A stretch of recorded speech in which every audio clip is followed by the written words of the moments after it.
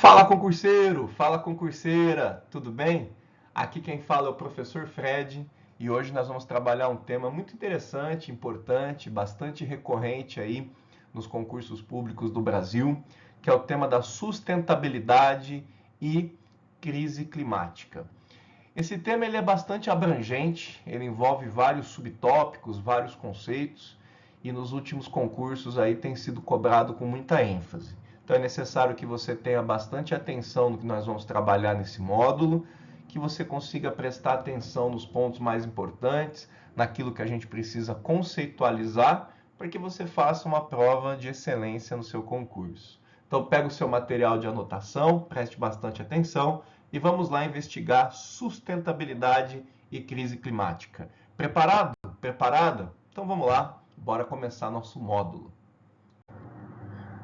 Primeiro conceito que nós precisamos compreender bem, porque é um conceito bastante cobrado nos concursos públicos, é responder a seguinte pergunta: o que é sustentabilidade? O que significa sustentabilidade dentro de um contexto de estudo de meio ambiente e questões climáticas? O primeiro ponto é a definição. Sustentabilidade é um conceito essencial que visa atender às necessidades atuais sem comprometer as gerações futuras. Na aula e no módulo de Agenda 2030, nós falamos de desenvolvimento sustentável, lembra? A ideia de aliar crescimento econômico à preservação ambiental. Quando nós falamos só de sustentabilidade, é quase a mesma coisa. A única coisa é que nós não estamos nos referindo aqui a desenvolvimento econômico.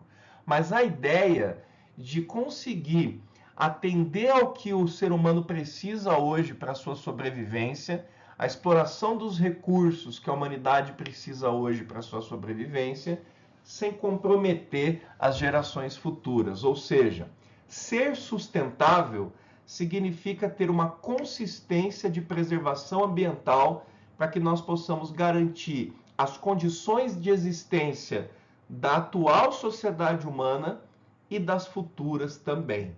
Porque se nós conseguimos fazer isso, nós estamos garantindo a continuidade da espécie humana. Ser sustentável é garantir a continuidade da espécie humana.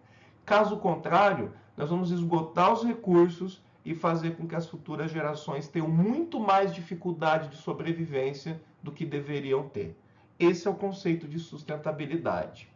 Agora, quando a gente fala de crise climática, a crise climática é um problema que está acontecendo no mundo hoje, é uma ameaça global, como eu destaco aqui para você, que tem tornado impossível a sustentabilidade. Percebe a relação entre os dois conceitos? Quando a gente fala de sustentabilidade, nós estamos falando de garantir as condições de reprodução das futuras gerações, de sobrevivência das futuras gerações. Só que o problema da crise climática que nós estamos vivendo hoje e que eu vou conceitualizar para você, vou trazer o porquê que essa crise climática está acontecendo. A crise climática é um problema global, é uma ameaça global que tem dificultado a implementação da sustentabilidade. Por isso que eu marquei aqui no segundo ponto para você que a crise climática, por sua vez, representa uma ameaça global resultante do quê? De décadas de atividades humanas insustentáveis. Quando a atual geração, a presente geração, age de forma irresponsável e insustentável, ela compromete o futuro da própria espécie. É isso que você precisa entender. Então, falar de sustentabilidade, por um lado, é falar de preservação ambiental, preservação dos recursos para manter o quê? A possibilidade de vivência, de sobrevivência da espécie humana. E a ameaça climática. As crises climáticas são um empecilho para isso. Talvez você esteja se perguntando, talvez você esteja pensando, tá, professor, beleza, mas quais são as causas aí da chamada crise climática? Porque eu ouço falar muito de aquecimento global, Eu ouço falar muito de problemas de desmatamento, eu ouço falar muito de uma série de coisas, mas eu preciso de uma coisa mais organizada. O que está causando essa crise climática? Ela realmente está acontecendo? Então deixa eu te falar uma coisa que é importante aqui para essa nossa aula de atualidades. Existem estudos muito detalhados, feitos por diferentes pesquisadores, por diferentes laboratórios renomados, conceitualizados no mundo inteiro, laboratórios de ponta, feitos por cientistas renomados, que confirmam que nós estamos vivendo uma crise climática sem precedentes. É muito fácil de você perceber isso, basta você perceber o caos climático que nós estamos vivendo nos últimos anos.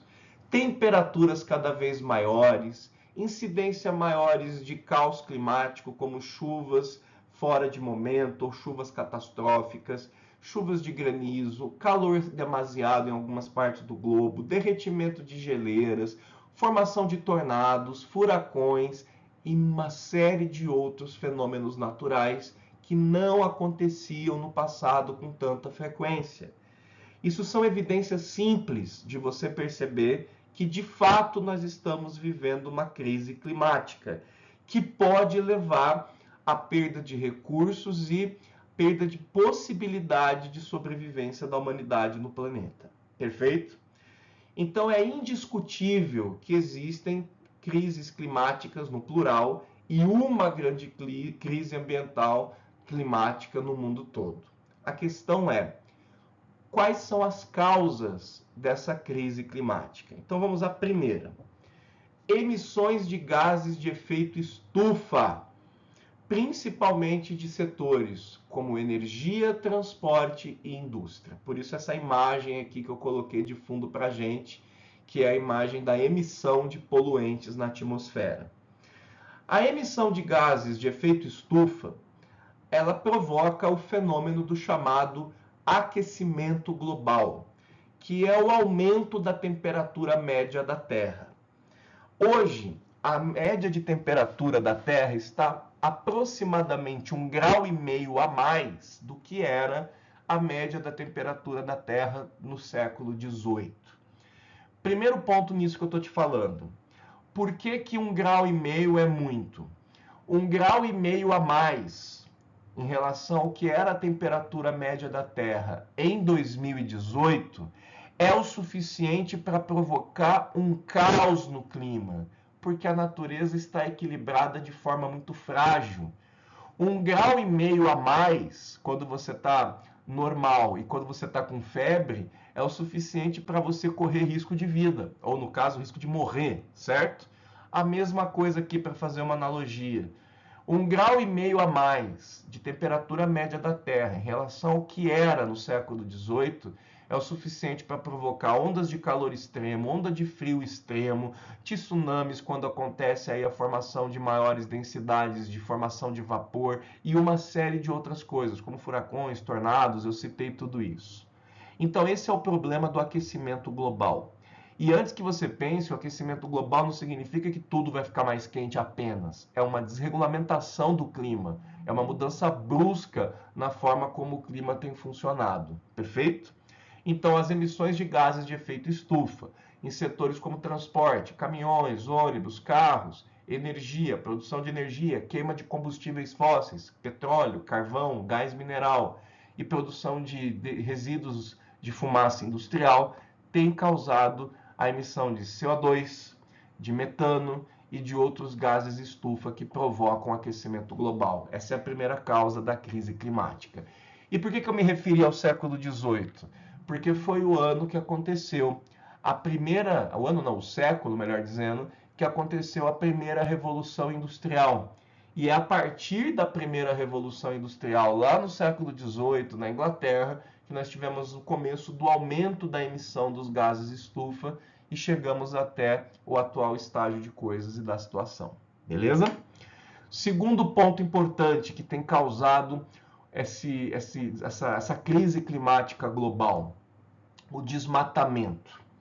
E o que é o desmatamento? Redução significativa de áreas florestais que afetam o equilíbrio climático. Primeiro, Por que é que desmatar afeta o equilíbrio climático? Porque as florestas são produtoras de chuvas. Muita gente ainda mantém na cabeça a ideia, né, de que a grande importância das florestas seria a produção de oxigênio. De fato, a fotossíntese faz com que as florestas produzam oxigênio, verdade? Mas devido à presença de fauna muito rica nas florestas, praticamente todo o oxigênio que uma floresta produz, ela consome através da sua fauna.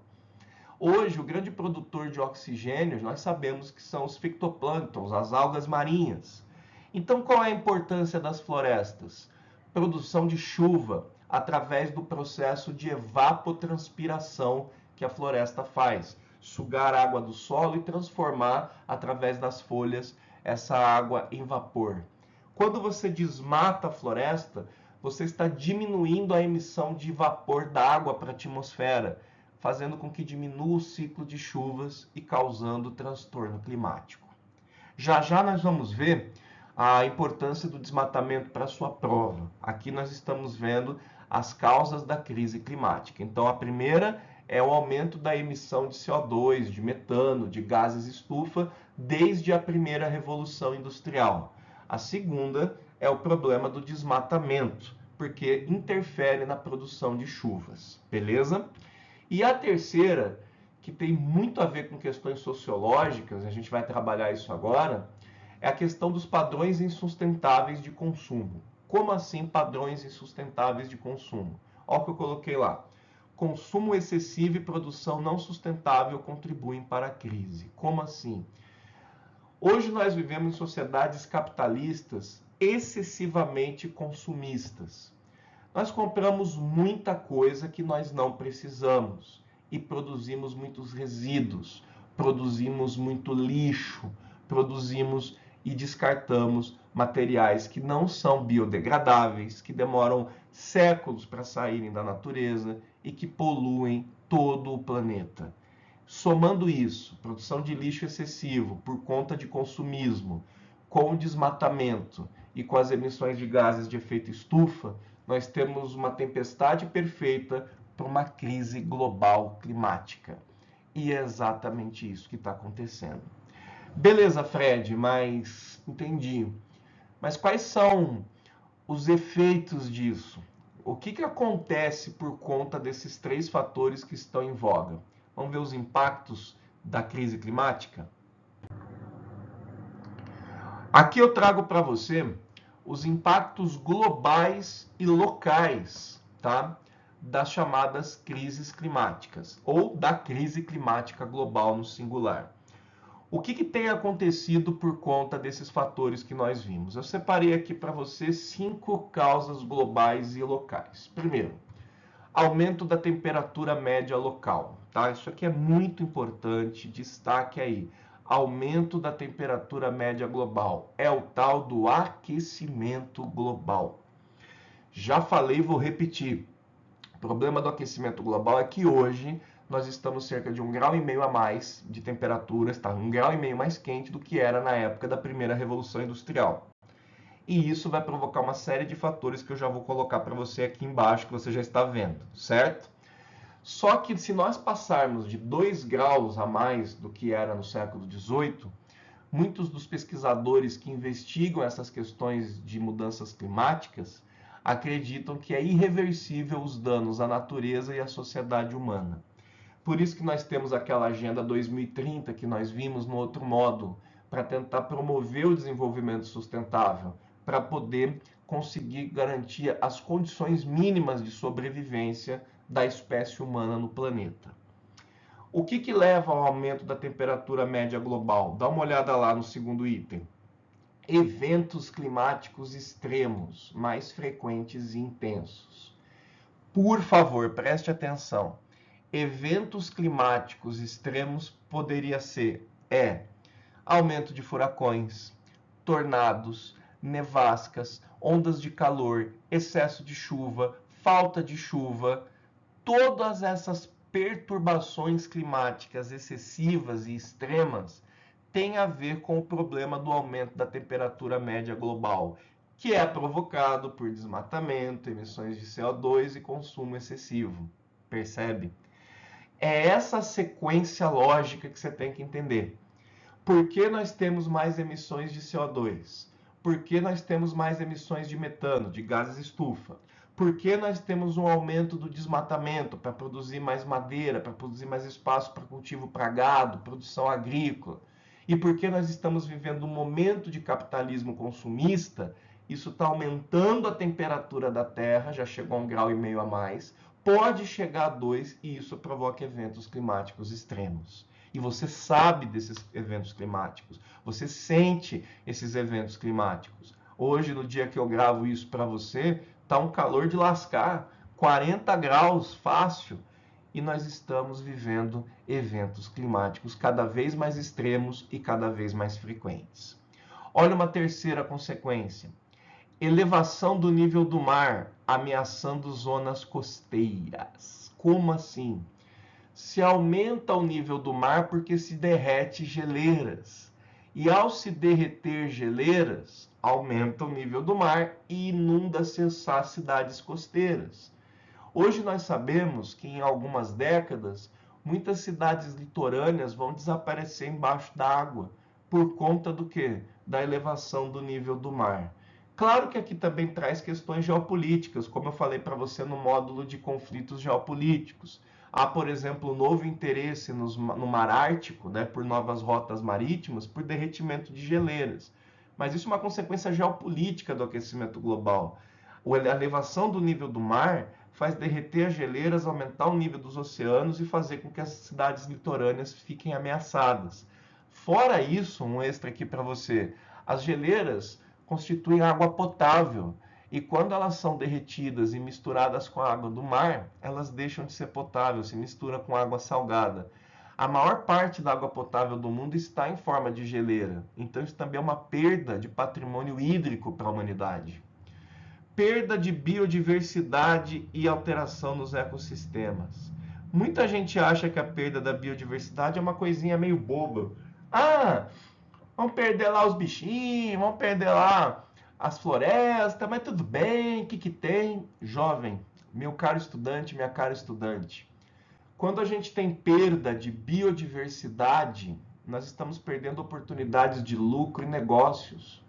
Por exemplo, uma vasta biodiversidade ajuda no desenvolvimento de novos remédios. Indústria farmacêutica, por exemplo, ela perde princípios ativos com a perda de biodiversidade. Quando nós perdemos biodiversidade, nós afetamos a indústria alimentícia, porque nós perdemos oportunidade de negócios com novos alimentos. Pô, me dá um exemplo. Vou te dar dois. Você toma Guaraná? Você gosta de açaí? Se a gente perder, por exemplo, a floresta amazônica, perde-se o Guaraná, perde o açaí. Você já imaginou a quantidade de empregos, a quantidade de lucro e negócios que tem em cima só dessas duas frutinhas? Só para você pensar. E finalmente a gente pode perder a indústria de cosméticos. Já ouviu falar de Avon, Natura e uma série de outros produtos? O que acontece aqui? Nós temos todo um ecossistema econômico fundamentado em cima de biodiversidade. Então, perder biodiversidade não é só aquela dosinha que dá dos bichinhos, das plantinhas, não. Não é essa coisa piegas. Tem a ver com lucro, com empregabilidade, com desenvolvimento econômico, tá? Então, essa alteração nos ecossistemas e perda de biodiversidade é uma perda muito grande para a humanidade. E, por fim, impactos socioeconômicos, incluindo aí crises climáticas, insegurança alimentar e outros problemas que eu marquei aqui para você. Não é somente a natureza que perde com essas crises, há também perdas socioeconômicas. Quando, por exemplo, há excesso de chuvas na região sul do Brasil, quantas casas são perdidas, quantos empregos são perdidos, quantas vidas são devastadas.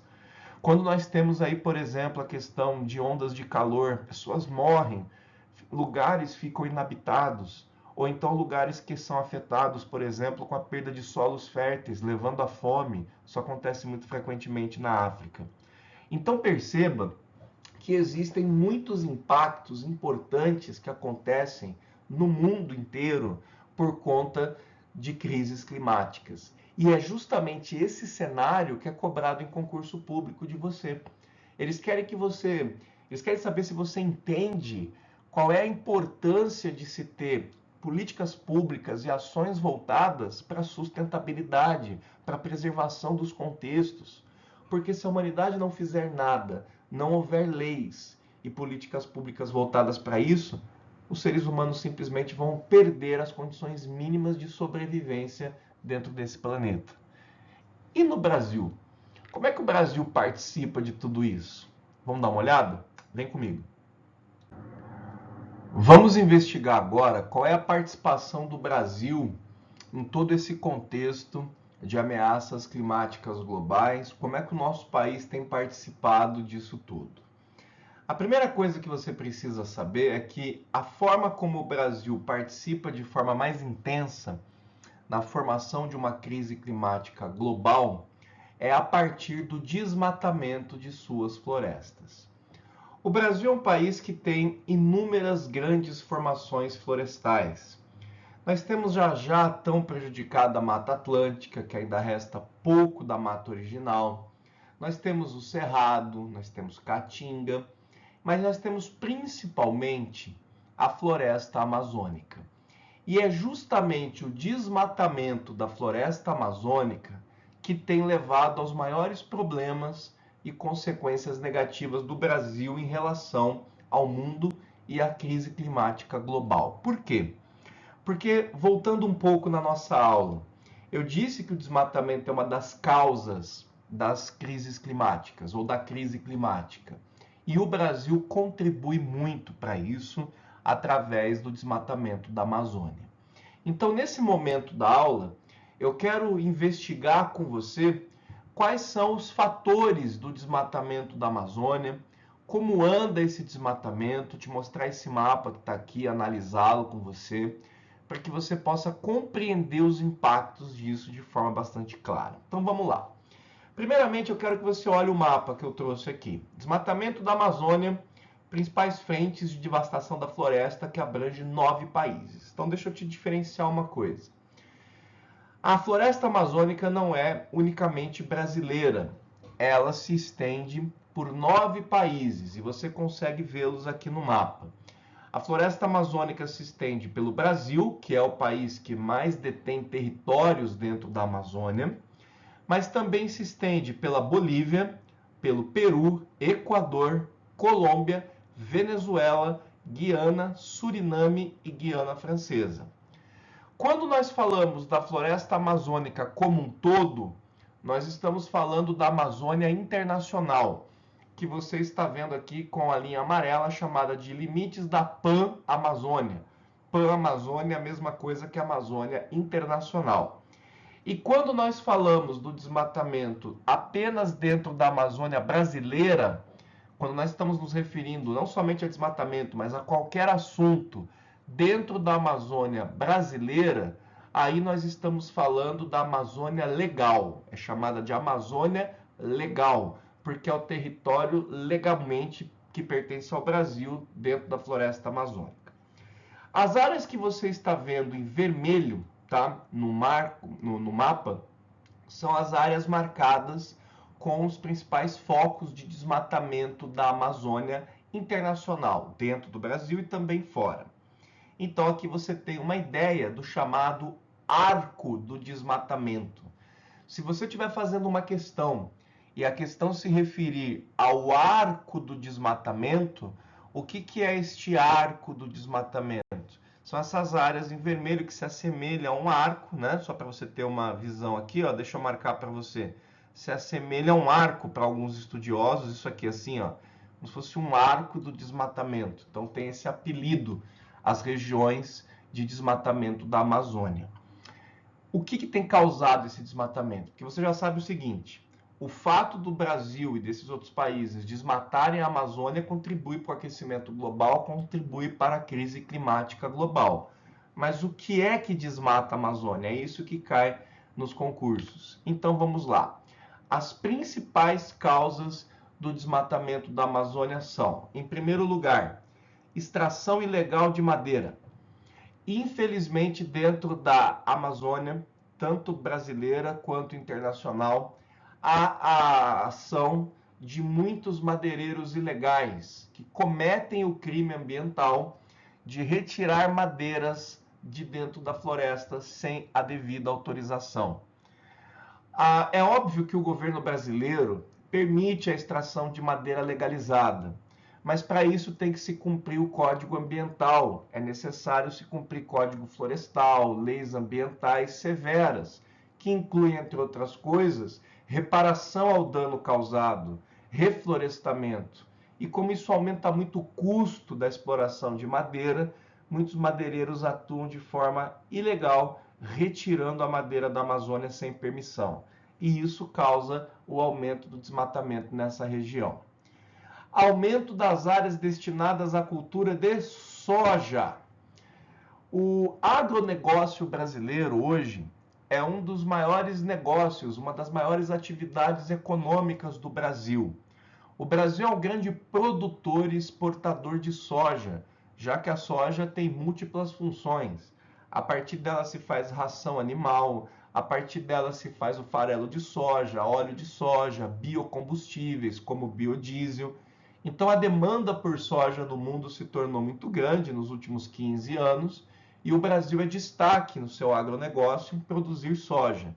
O problema é que está avançando a fronteira agrícola brasileira do centro-oeste para o norte do país, e isso tem causado o aumento da devastação da floresta amazônica para abrir caminho ao cultivo de soja.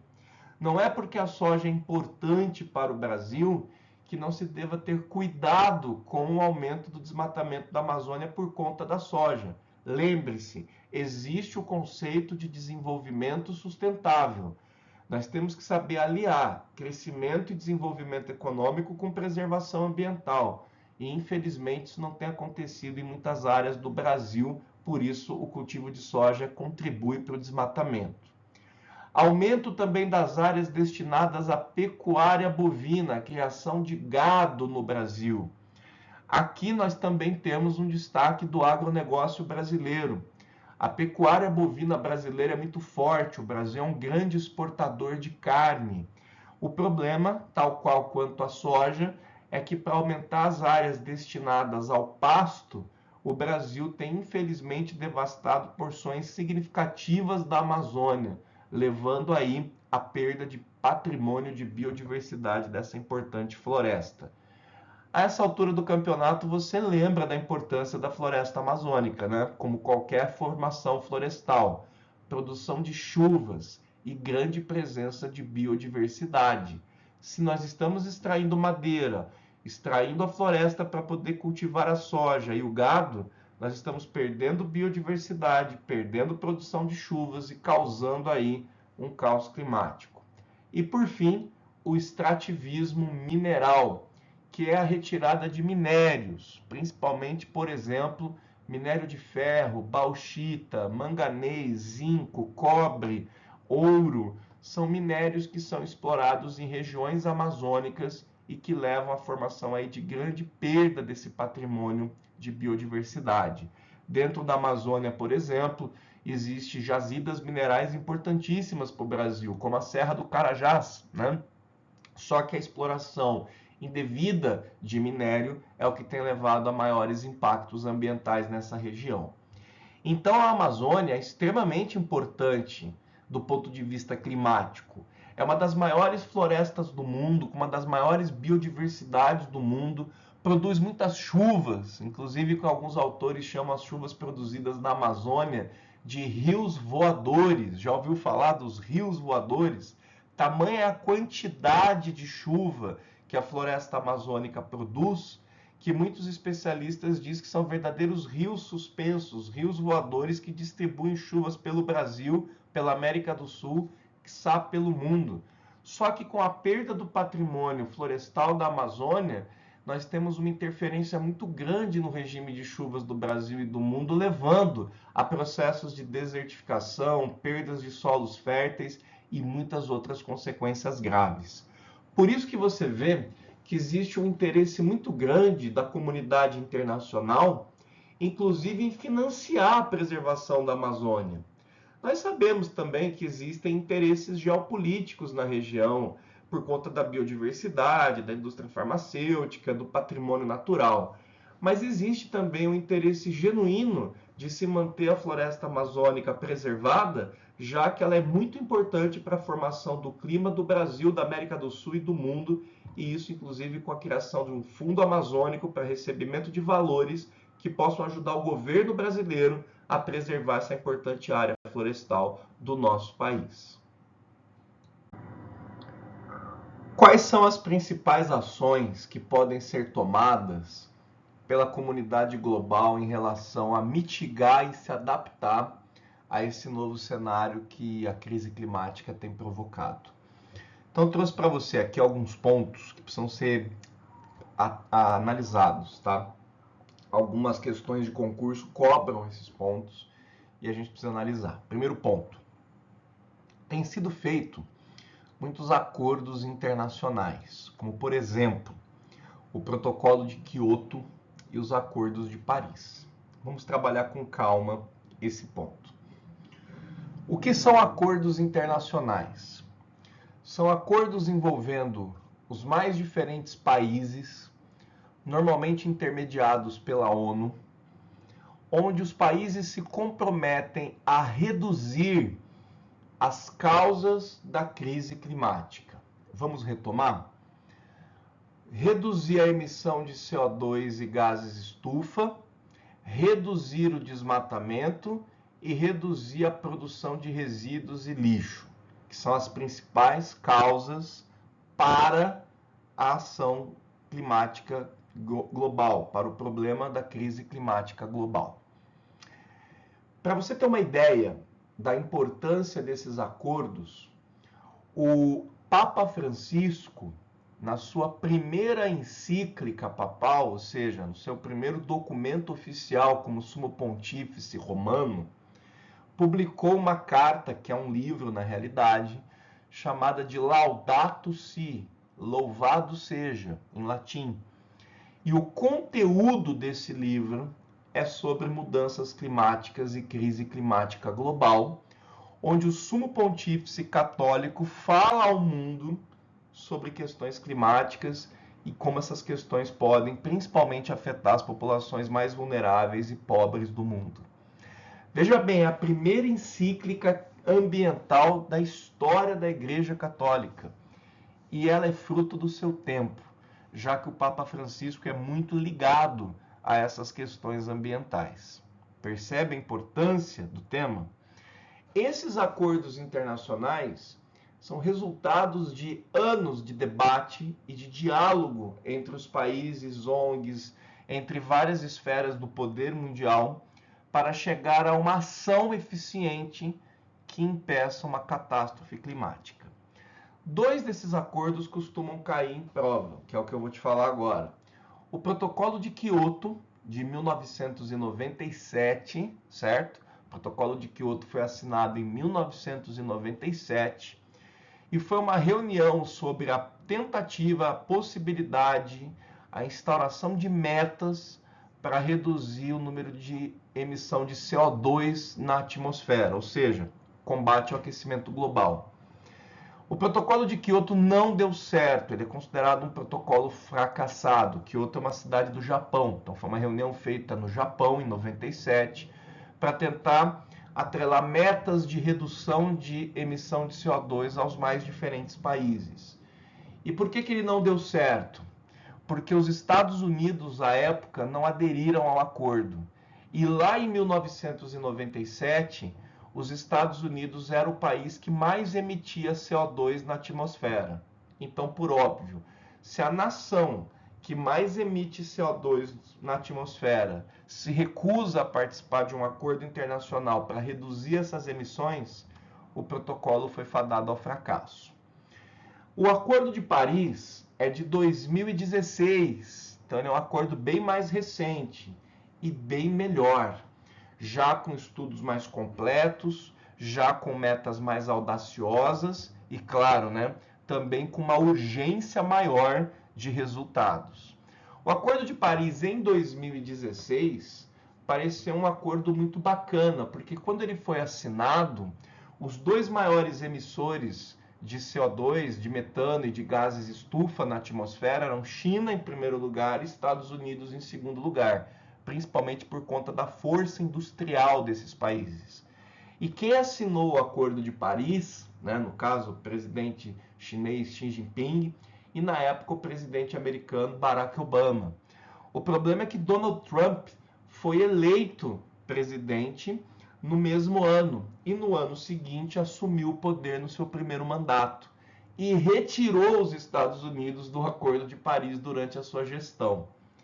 Quando Joe Biden assumiu o poder, 4 anos depois, ele colocou de novo os Estados Unidos no Acordo de Paris e recentemente, com a volta de Trump ao poder, ele novamente retira os Estados Unidos do Acordo de Paris, já que na visão ideológica dele, o aquecimento global seria uma fantasia e aderir a esses acordos prejudicaria os Estados Unidos. É a ideologia do American First, do Donald Trump, mas isso não é assunto para essa aula. Percebe como esses acordos são importantes? E esses 2 acordos são importantes para você numa aula de atualidades, para que você consiga entender a extensão e a importância deles. Outra coisa que pode ser feita, que é importante, transição energética para fontes renováveis de energia. O mundo hoje vive uma transição energética. Está acabando a era dos combustíveis fósseis. Está acabando a era do petróleo, do carvão mineral e até mesmo do gás natural, que são fontes esgotáveis, são fontes finitas de energia e muito poluidoras, que contribuem para o aquecimento global e para o problema da crise climática. Hoje nós estamos com a ciência e a tecnologia voltadas para a produção de energias renováveis, como os biocombustíveis. E os países estão se adaptando a essa nova era energética. Produzir energia através das algas, através de plantas, através de gordura animal, através de meios mais sustentáveis, para que a humanidade não fique tão dependente dos combustíveis fósseis e, portanto, dependentes de energias poluidoras. Economia circular e gestão sustentável de resíduos. O que é uma economia circular? Nós estamos falando aqui de reciclagem, por isso circular. Reutilizar, reciclar os produtos, reduzir o consumo. Os 3 R's importantes, né, do meio ambiente. Reduzir o consumo para produzir menos lixo, reciclar os produtos, reutilizar os produtos. É isso que é uma economia circular, uma gestão sustentável de resíduos, para que não haja consumismo, produção em excesso de lixo, que nós já vimos, produz também problemas climáticos e catástrofes ambientais. Adaptação urbana, desenvolvimento de cidades resilientes, cidades mais sustentáveis, cidades que aguentem melhor o impacto de viver milhões de pessoas em áreas urbanas. No módulo de desigualdade social no Brasil, eu falei das questões envolvendo os problemas urbanos no Brasil, favelização, problemas de transporte e mobilidade, questões envolvendo desigualdade social. Para que haja melhor condições de cuidado com o meio ambiente, é importante que haja também sustentabilidade nos meios urbanos, levando aí a uma melhor integração entre o humano e o natural. Senão nós vamos ter áreas muito favelizadas, áreas precárias, de baixa infraestrutura, que vão pouco a pouco minando as possibilidades de sobrevivência. E por fim, é óbvio, conservação e restauração dos ecossistemas. Reflorestamentos, educação para o meio ambiente, levar em consideração o que precisa ser feito para que haja uma reestruturação dos ecossistemas e meio ambientes pelo mundo. Um exemplo disso, por exemplo, é a Grande Muralha Verde da África. Existe uma região, no final do deserto do Saara, no continente africano, onde está avançando o processo de desertificação.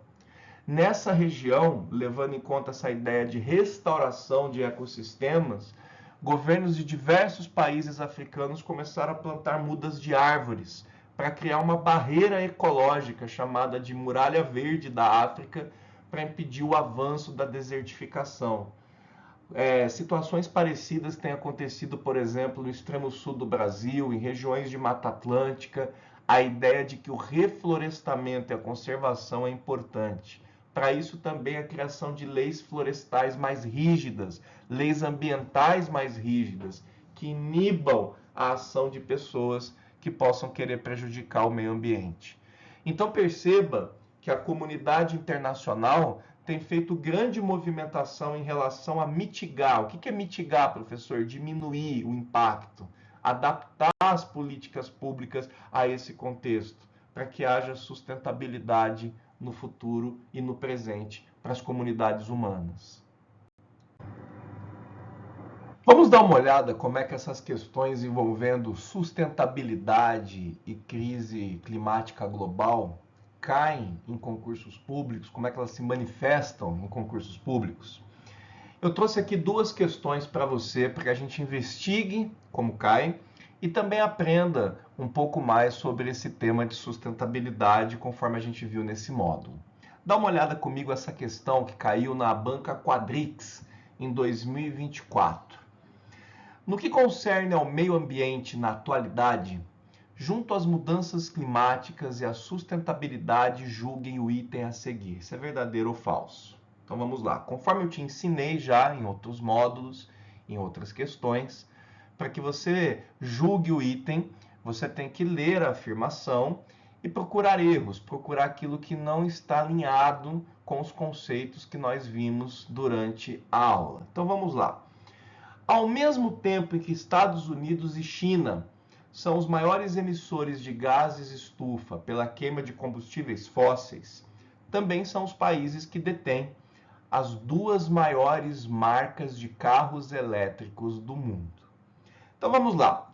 Estados Unidos e China são hoje os dois maiores emissores de gases estufa pela queima de combustíveis fósseis? Sim, são. A China em primeiro lugar, os Estados Unidos em segundo.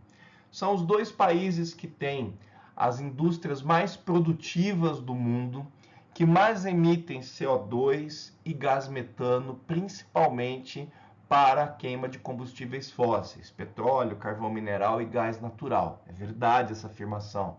Esses dois países juntos correspondem por um percentual elevadíssimo da emissão de gases estufa, que é um dos motivos que causa o aquecimento global e as mudanças climáticas e a crise climática global que nós vimos nessa aula. Agora vamos para a segunda afirmação. Também são os países que detêm as duas maiores marcas de carros elétricos do mundo. Por que ele faz essa afirmação, a banca Quadrix? Para você perceber que tanto Estados Unidos quanto China, eles estão interessados em fazer a transição energética que nós conversamos nesse módulo. Trocar os combustíveis fósseis por fontes renováveis de energia mais sustentáveis, de acordo com o conceito de sustentabilidade que nós estudamos. É verdade essa afirmação? Sim. A maior produtora de carros elétricos no mundo hoje é a chinesa BYD, que produz mais carros do que os Estados Unidos atualmente em termos de carros elétricos. E o segundo lugar é justamente a Tesla, que é uma indústria americana. Portanto, está correta a afirmação. Nós vamos marcar aqui como verdadeira a afirmação. Percebe como nós tivemos aqui a presença de conceitos que nós vimos durante a aula? Sustentabilidade, transição energética, crise climática global, tudo envolvido no julgamento de um item verdadeiro ou falso. Agora uma questão ainda da banca Quadrix, só que já desse ano de 2025, falando a respeito da Cúpula do Clima 29, a COP29. Vamos entender o que é isso no texto e na questão. Diz assim, ó. Cúpula do Clima COP29, recentemente ocorrida no Azerbaijão, suscitou intensos debates entre os representantes dos países participantes, particularmente em relação ao financiamento climático. Interessante isso. Principalmente em relação ao financiamento climático.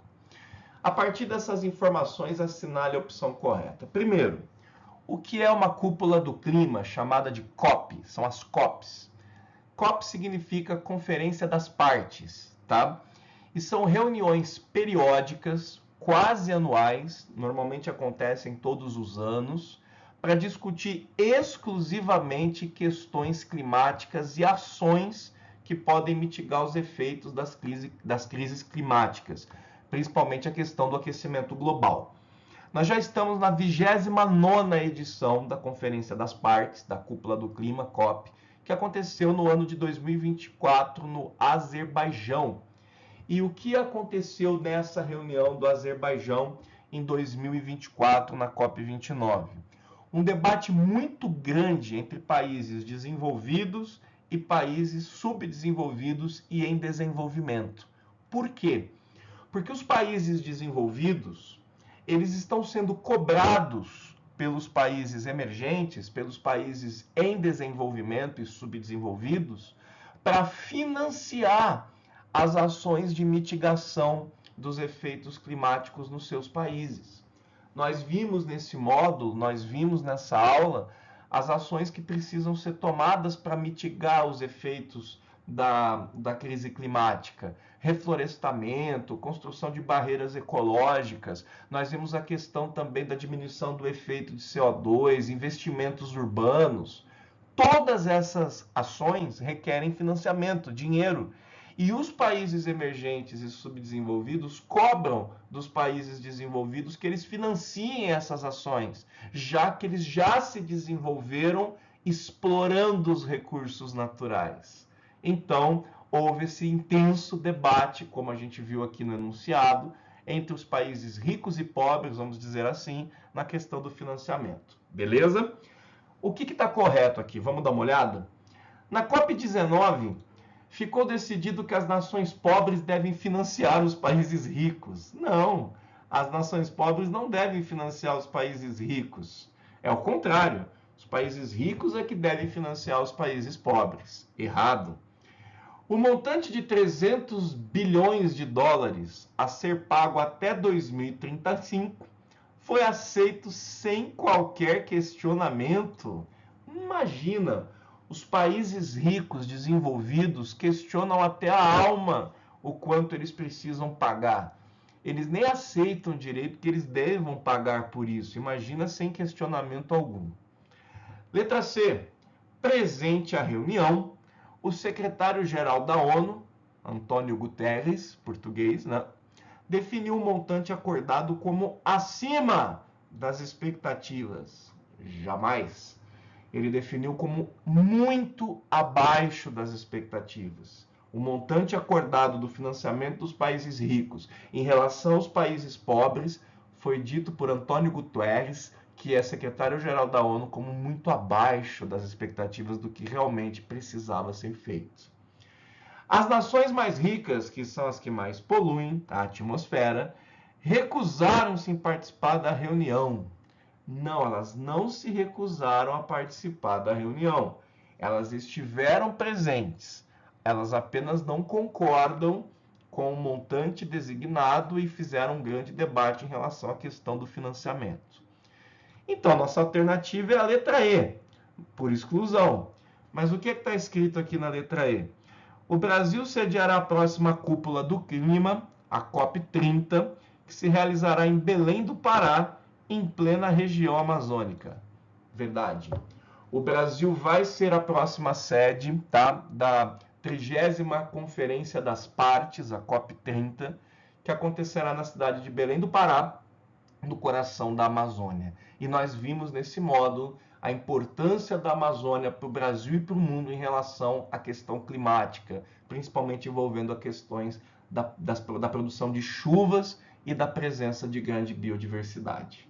Espero que você tenha gostado dessa aula. Revise, aprofunde e continue conosco para que você possa aprender mais sobre atualidades para concursos públicos. Eu te vejo num próximo módulo. Grande abraço. Até lá.